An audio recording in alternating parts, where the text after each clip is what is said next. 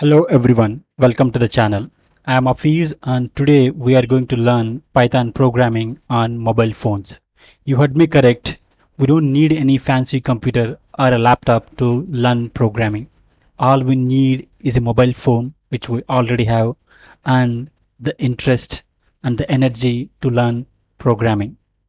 In this programming series, we are going to use Decoder app for learning Python programming language. So this Decoder app is a free application, and using this application, we can learn any programming language for free.